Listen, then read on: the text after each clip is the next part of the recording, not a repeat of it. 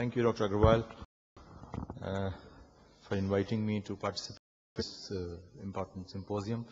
I credit you with establishing medical news and disseminating knowledge across all the disciplines to the medical fraternity. It's really commendable. Now, my co-speaker is my honorable teacher, Professor Yu Call, and my task is to just lay ground and introduce as to what stents are all about before Dr. Call speaks the latest about the stents to us in terms of the scientific content and how the practice has changed in the recent times. So I'll just take about 10 minutes to finish this quickly. This was Dr. Andreas Grunzig, who is credited with discussing the coronary angioplasty, which is one of the widest practiced coronary revascularization modalities across the world. This happened way back in 1976 when he passed in a fine wire and a balloon and opened the blocked artery and helped relieve angina. And this was really remarkable given the fact that before that, it was the interventional cardiology was just assigned to doing diagnostic angiographies or measuring pressures. So it was a kind of revolution.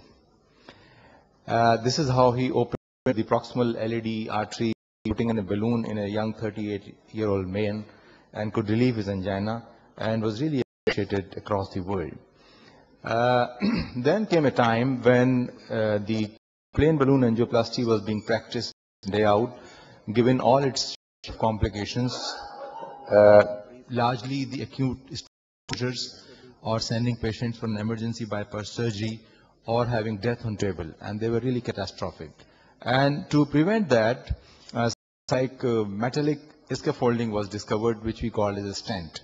The idea was to prevent the acute closures and acute deaths happening during the plain balloon angioplasty. This happened sometime in 86, 87, and thereafter, by the year 92 and 93, I was a student of Dr. Call, and Dr. Call was a pioneer in our institute, All Indian Institute of Medical Sciences, of using these stents, and it really did wonders. The angioplasty expanded to a variety of indications where stents are making our life much safer and the life of patients. So it became a very safe, complication-free intervention. It was highly predictable now after the discovery of stents. And of course, these were bare metal stents those days. It was widely applicable across all off-label and on-label indications. And it was definitely a definitive intervention. Although it was meant for preventing the acute closures, but it actually emerged as an intervention where the restenosis was also prevented when we compared it with the plain balloon angioplasty to the extent of 30 to 40%. So that was amazing, preventing acute complications and preventing the restenosis in the angioplasty. For the sake of my audience from non-cardiology and non-medicine discipline, this is how the coronary angioplasty works. That you pass a very fine wire, and over this wire you place some device which can collect the debris which comes off from the plaque or the atherosclerotic material, and we open this block with the help of a balloon. Following this, the passage is made, and a very fine stent which is mounted on a balloon or an expandable stent is across this block, and the stent is deployed in this fashion.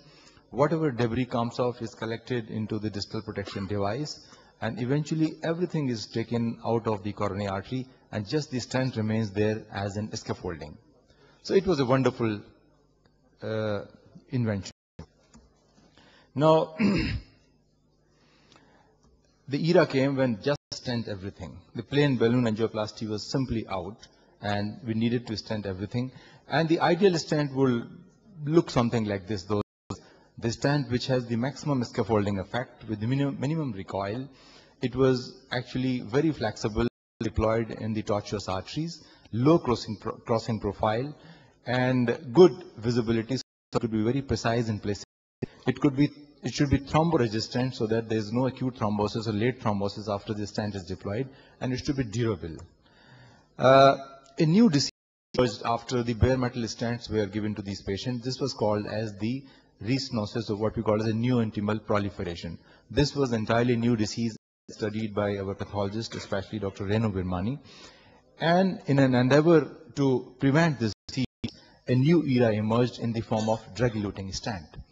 The drug-eluting stent, the causes of restenosis analyze something like this, that it could be the recoil or the negative remodeling of the bare metal stent, or there could be neointimal hyperplasia, and the solution to this was in this form, that you should have an ideal platform, the metallic platform, a polymer or a drug carrier which can control the kinetics of the drug elution for next 30 days or 60 days, and a drug which can really suppress the neointimal hyperplasia.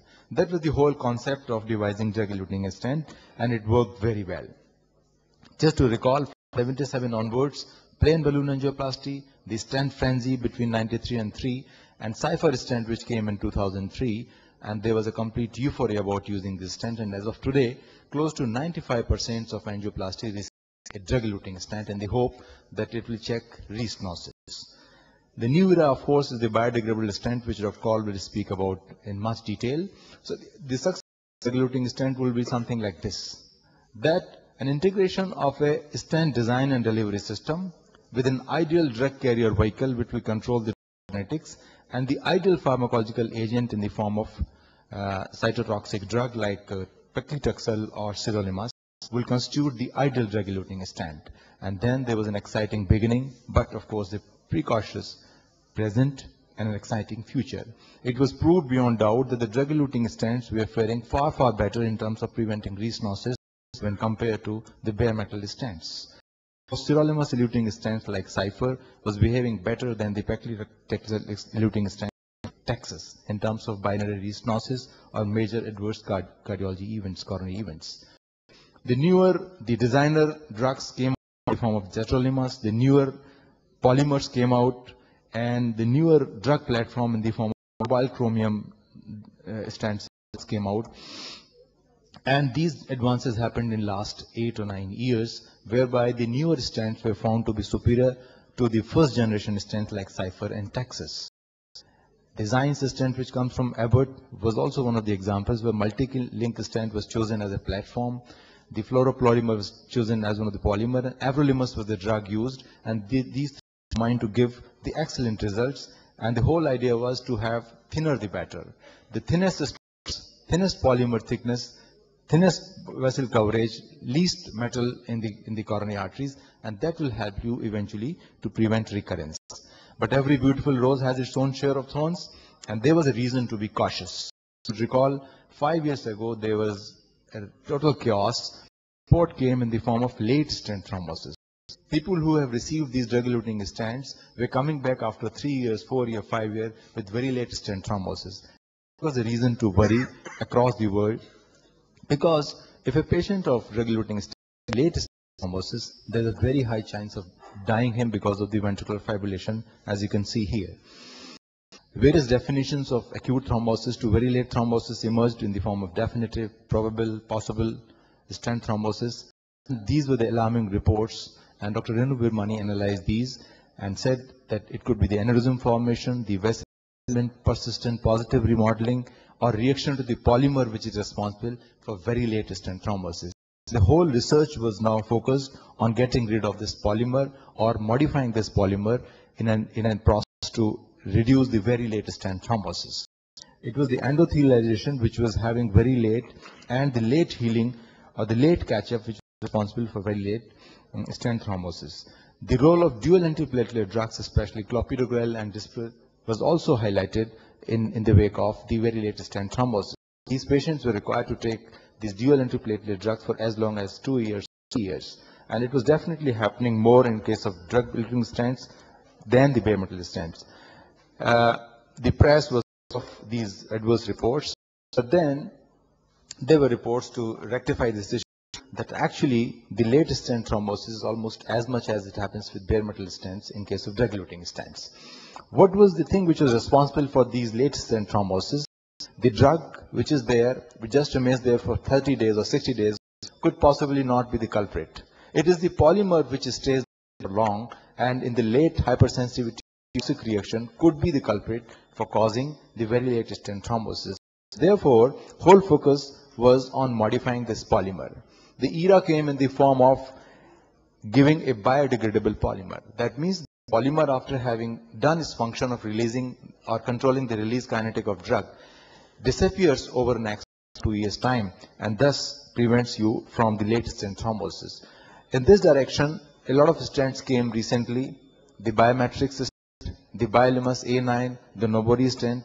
All these stents compared with the first generation stents were actually behaving better, especially on the angiographic follow-up when it was done very late at the end of 3 years or 4 years. So the era had come with a biodegradable polymer over and above the stainless steel stent platform.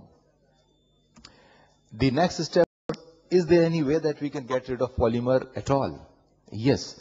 It was realized that it is the polymer which is responsible for the late catch-up compared to the bare metal stents, and therefore a stent by the name of Yukon came in the market for about 4 or 5 years, in which there was no polymer, just the metallic surface was engraved in such a manner that it will hold the drug for some time and will help reduce the resources in the initial period, and eventually it behaves like just as a bare metal stent, because it has been seen across all the drug-eluting stents that it is the polymer which is responsible for the late catch-up phenomena in these drugs. So the hypothesis of Yukon was that there is no polymer, it becomes a bare metal stent after 28 days and performs like a bare metal even after 9 months, and therefore is free of late stent thrombosis. The late loss is also less in this case. So to conclude, of course I am leaving here for Dr. Kaul to take over for biodegradable stents, which are the latest, this whole story which I have narrated to you, and I'll stop here. I'll invite